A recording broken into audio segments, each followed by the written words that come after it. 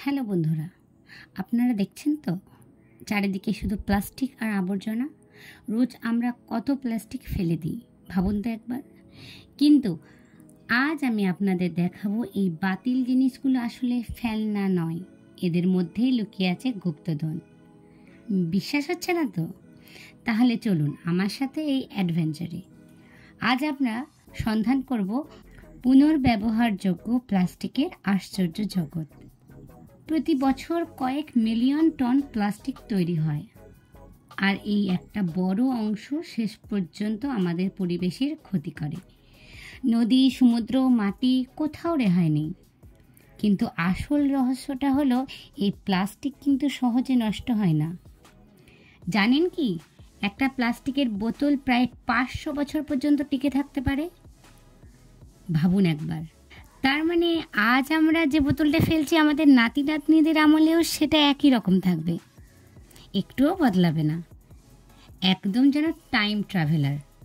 কিন্তু ভয় পাওয়ার কিছু নেই, কারণ এই গল্পের একটা অন্য দিকও আছে। একটা উজ্জ্বল ভবিষ্যৎ অপেক্ষা করছে। এবার দেখুন ম্যাজিক। এই যে বোতলটা কিছুক্ষণ আগে আমরা আবর্জনা ভাবছিলাম, সেটা দিয়েই তৈরি করা যায় কত সুন্দর জিনিস। দেখুন তো এই প্ল্যান্টারটা।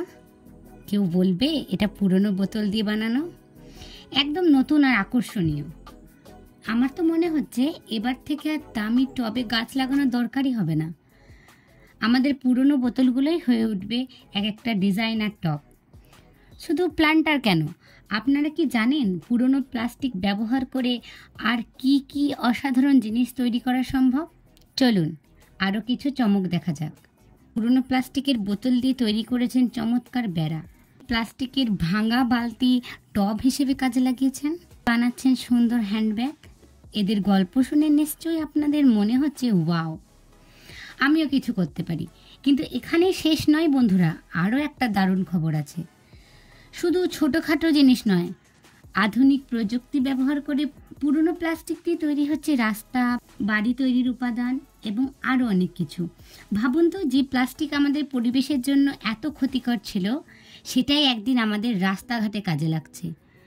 এটা যেন রূপকথার থেকেও অবিশ্বাস্য।